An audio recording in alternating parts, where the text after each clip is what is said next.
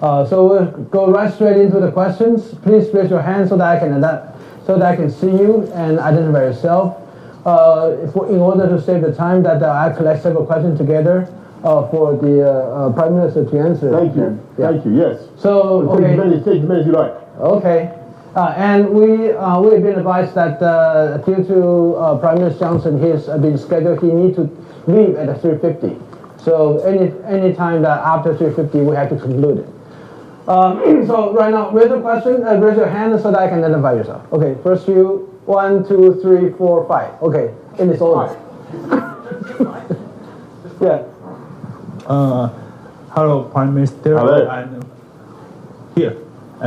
Please this is a question from Masa Television. And you have Din Tai Fung last night, and I read you're quite curious about Taiwan cuisine and any other dishes you are looking forward to trying in Taiwan. Okay. Next one, please. Yeah.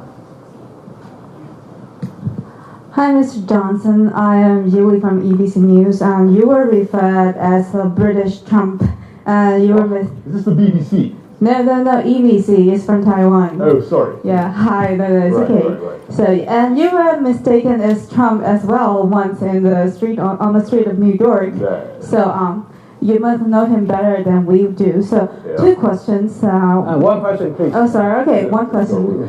So, besides hairstyle, what do you think you and Trump in common? And on his second term, what do you observe the difference on him?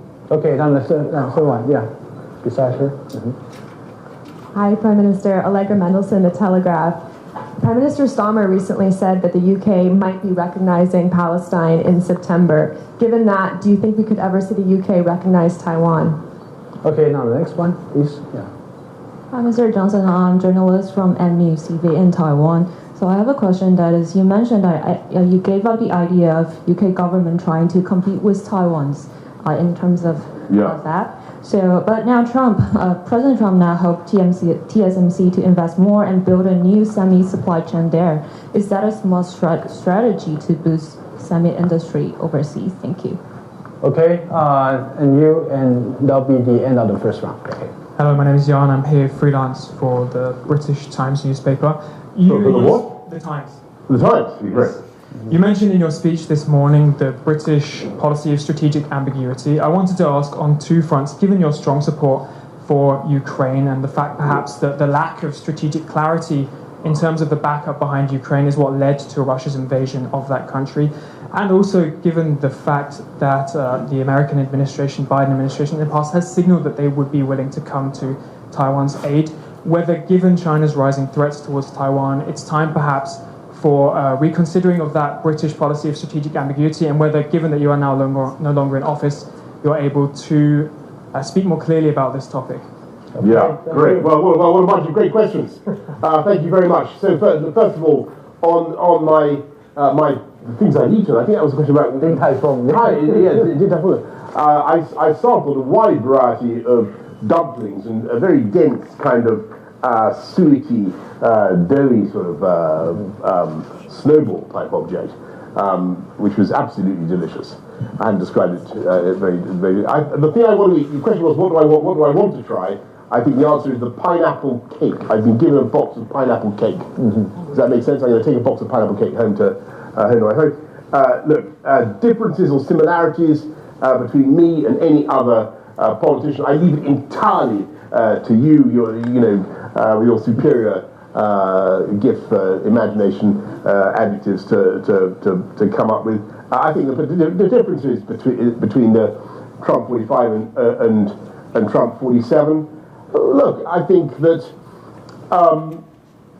clearly this is an administration that is in America that is very focused on dancing with people that brung them and delivering on their manifesto. I think that there's a huge focus on actually doing what they said they were going to do. And one of those horrifying things is that people find it shocking, but what Donald Trump is trying to do in tackling illegal immigration and doing his tariff policy is actually what he said he was going to do. So I think I'd say that was a distinction.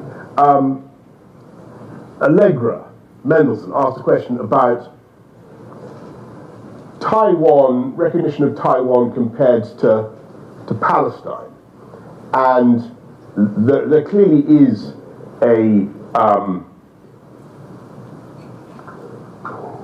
there's an analogy. There are two areas that both have claims, one kind or other. I would say actually that the claim of Taiwan under the Montevideo Convention of 1933, the claim of Taiwan to be recognized by the British state is far more robust, because they actually have a recognized government, and they actually have boundaries that they control. They actually have a proper democratic system. None of which you could say about, with all due respect, none of which you could say about Palestine, least of all those parts that are currently governed by Hamas, right? So there's clearly a distinction there. But, as I said this morning, it's obvious from all my conversations here that that is not where the people of Taiwan are. And they don't actively seek to change unilaterally the status quo by getting recognition as an independent country. They're not asking for that. They're not even asking for that. Right? They're asking for something much, much more modest. All they're asking for is the right to be left in peace as a free, democratic country, and not bullied or coerced, and not threatened with the imposition of rule by the Chinese Communist Party. That's all they're asking for, and not threatened with violence, by the way. So I would say that the claims of Taiwan, the actual, under the terms of normal conventions on recognition of states, the claims of Taiwan are far more robust, but the ambitions and requests of the people of Taiwan are extremely modest, and I think that needs also to be respected. And you asked, I think, somebody asked a question about semiconductors. Is that right? And what's happening with the US setting up a semiconductor fab in the United States? So Trump setting up a semiconductor. Is somebody else there? Yeah, I think that's right.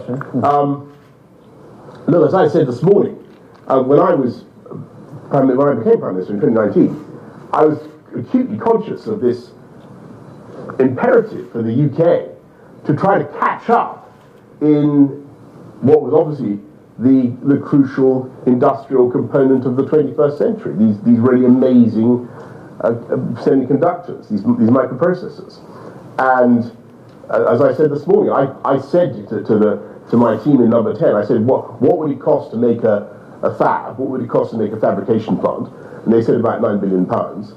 And I said, well, that's not a huge amount of money, but maybe it was worth doing anyway if we could somehow recover our technological edge in this area, because it's clearly so important. And then they said, well, actually, yes, we could do it, but it would take an awfully long time to set up, and then we might not even be able to produce chips, microprocessors of the same quality as Taiwan, because by the time we've taken to get the whole thing going, Taiwan would have improved.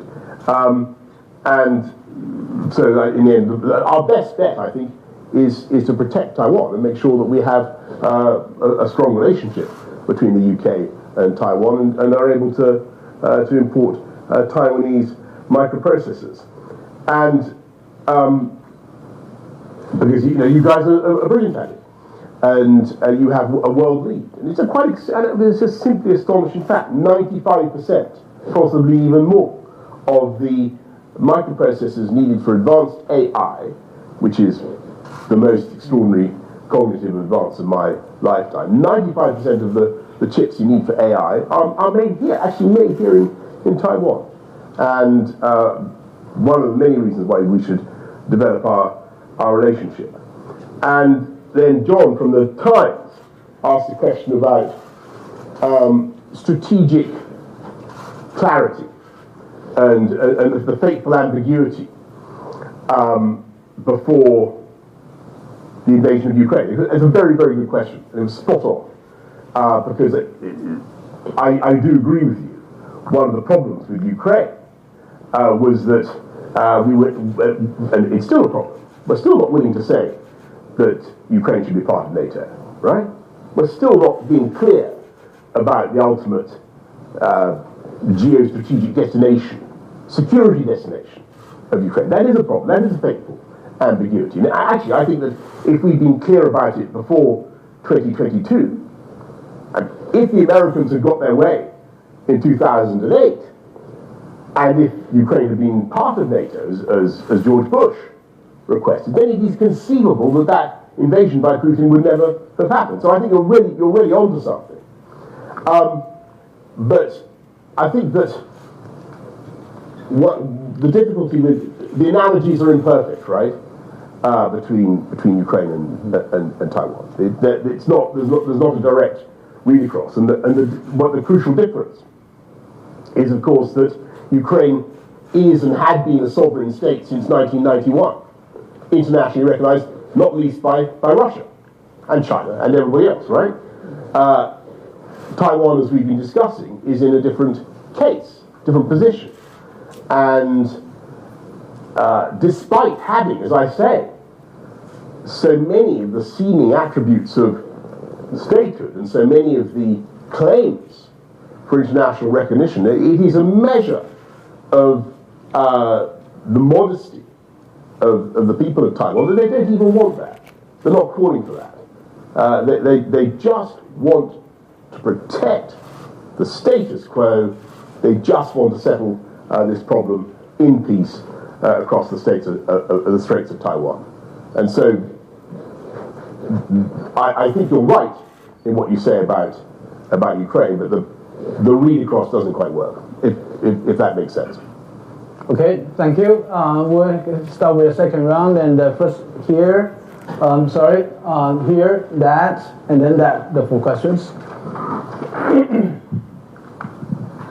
Shirley Young from CNA, and following on my peers, CNA is a Central Taiwan News Agency. Oh, yes. And following on my peers' Is question, that a Chinese news agency? No, Central News Agency about Taiwan. Yeah, great. and my question is this, and you mentioned that the analogy is not quite valid between Ukraine and Taiwan. However, and when is the time or what circumstances is for Taiwan to, or for the Western countries to adapt clarity in terms of cross-strait situation? Okay, the next one. Yeah.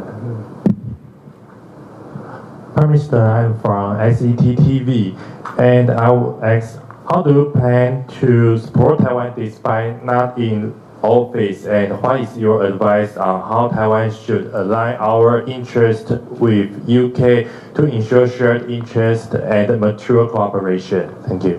Okay, the one behind. Thank you. I'm Julie from Thai Southeast and a digital media outlet in Taiwan. And your term as Prime Minister overlapped in the part with President Trump in the first term. So now the world is facing tariff measures and authoritarian pressure. We couldn't get the kind of deals of the UK has that managed. And let's hope that President Trump might offer clear support on Indo-Pacific security. So do you have any advice for how the Taiwanese government can engage or communicate or negotiate with him in the future? And is there any way you can might be able to help us? Thank you. Thank you. And then here's the last one. Yeah. I'm so happy to see you. I'm Bill Lemers now. And there, I'm the journalist from the Next TV. And the question is, Taiwanese reciprocal tariffs on the US is currently 20%. Are there any suggestions or negotiation tips you can share with Taiwan? Thank you. What's the tariff? The tariff. General tariff, we're at 20%, and UK is about 10%. Yeah. Okay. Wow. Okay. So Central News Agency question about, back to this analogy. Look, I think as I've tried to say, I think that you've got to be careful not to press it too far. But there is clearly one point of comparison which is very, very important. Because at the moment, officially, from Beijing, we are being told that Taiwan could be unified with communist China by force. Right? I think that's the express doctrine. And I think that we really need to pause and think what that could involve, because when you change the constitutional position unilaterally by force, which is what Putin tried to do in February 2022, you set off a chain of events that you cannot control. And that would be my message to everybody. Trying to use force in situations like this can lead to utter disaster, not just for the world, but for you too. You're firing, as I said earlier, a Sarajevo pistol, and you don't know where it's going to end. And in that sense, I think there is a clear analogy between the two situations. And look on what the UK and Taiwan should be doing together. We're two islands, island peoples, sharing the same geostrategic perspectives. Neither of us want to see a change in the balance of power in this part of the Asia-Pacific region. Neither of us want to see a change in the composition of the first island chain. Certainly not. Nor does the United States, by the way, in my view. We share economic ambitions, and I think we should do more. I'm thrilled to see that we don't have diplomatic relations, formally so-called, but we have an office, and it's very busy, and things are picking up, and there is more and more work being done, and the volume of trade both ways is actually growing, which is a great thing. And as I said, I was thrilled to be. I'm going to get it wrong again. Din Tai Fung. I was thrilled to be at Din Tai Fung, where they had this unimaginable variety of dumplings. Because I remembered that the guy who was there was somebody I'd actually met in London when I opened the first Din Tai Fung in London. And there are now several. So I see strengthened economic partnership. And above all, I think that what must happen now is that the Western powers, the Europeans, must not tiptoe away from their engagement with Taiwan out of nervousness of offending China. Now is the time to show that we care. Now is the time to show that we believe in these values and that we're willing to stand together with Taiwan. Because the more emphatic we can be now about the need to protect freedom in Taiwan, the more misery, believe me, we can save later on. I'm absolutely certain of that. And I think the next question was, what do we do? Somebody asked, rather flatteringly, what advice would I have to engage with Donald Trump? I mean, I think, I believe that the president is fundamentally a big supporter of Taiwan, and I think that he's in a position now where he's having to be a bit tactical rather than strategic, because he's trying to do a trade deal with China, as everybody knows, and that's why we're seeing some of this slightly puzzling events of the last few days. I think fundamentally, Donald Trump is going to want to make sure that his presidency, I'm sure of this, his presidency is going to perpetuate a free, democratic Taiwan. And he certainly won't want to see that extinguished in his time. That's what you do on the tariffs. Well, obviously, I think personally, I'm a free trader, right? I don't see why we're having these tariffs. I'm glad, by the way, that thanks to Brexit, hooray! Thanks to Brexit, we have low tariffs in the UK, or low tariffs being inflicted on the UK, much lower than the deal that we've got is actually much better than the EU deal. That, and you know, in all seriousness, that would not have been achieved without Brexit. But as to how Taiwan can imitate that and achieve that, here's an idea. What Donald Trump likes is deals. Come up with a deal. That's what I'd say. Thank you. Give him a success. I'll say that you're right earlier that Taiwan does not actively seek for the recognition, diplomatic recognitions, but we are really glad to receive any recognitions granted to us, as we are very much protective of our remaining recognitions because they're important to us. So I think that thank you very much. Thanks for the Prime Minister for generously giving his time. He has a plane to catch, so we have to excuse him for leaving. So thank you very much. Excuse me for living. I'm leaving. Yeah. Sorry. Let's bring up. That's fine. No, that's fine. Sorry. You still have time? Maybe we've exhausted the appetite of this one. Does anybody have any questions left? There's quite a lot of people. Okay. Why don't we start with three more? There are three more. Okay. The guy John from the Times, we've done. Right? Sure. 1, 2, and what's 3? Okay, there's 3. Respond. Thank you. I'm Calvin from Taiwan News. And do you see room for post-Brexit UK and EU coordination on Taiwan-related issues such as trade diversification or supply chain resilience? Yes. I can answer that very briefly. Yes, I think, and I think that the EU is showing signs of really being much more muscular and engaged on Taiwan than it has been. I think it's a great sign. Okay, the next one. You previously said that fallout over Ukraine... could you identify yourself, please? Sorry. Allegra Mendelsohn, The Telegraph. Oh, hang on, Allegra. We've had you before. Oh, yeah. Anybody else? I think this... Anyone who did not ask question? Okay. Yes. Mr. Johnson, my name is Walter Liu for Business Today, a major business publication in Taiwan. My question is, after the recent NATO summit, major European countries, like including UK, France, Germany, are preparing to burden more of the EU collective defense demand. But I think should any contingencies take place in this part of the world, it should be logical that European countries are unlikely to do anything about it militarily.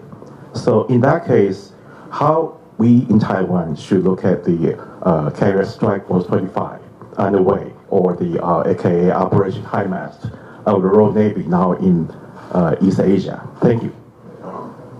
Thank you. I'll just answer that, and then let's knock this on the head. So I think it's very, very important that everybody in NATO, and that includes almost everybody in the EU, except Ireland, I think, everybody in NATO should be spending more on defence, and the UK is now at last going up to where I wanted it to be, nearer to 3%, but it's got to go fast. And I'm very glad that Taiwan is also going up to 3% of GDP spending on defence. That's essential. I think that I'm a believer in what we call the Indo-Pacific tilt when we did the Strategic Defence Review in 2021. I think that the UK, other European countries have a great deal to contribute in this part of the world, and it's one of the reasons why we had the Carrier Strike Group and follow-up operations and so on and so forth. I know that there are some voices in Washington who basically say leave it all to the United States. I don't think that's I think we should do it together. And I think what John Healey, the UK Defence Secretary, had to say the other day was bang on. The UK, Australia, America, these are countries that have worked together side by side for decades and decades on problems like this, and I'm sure we will do in the future. Thank you all very much. Thank you. Thank you. Thank you so much. Thank you. Thanks everyone. And this way, yeah, please.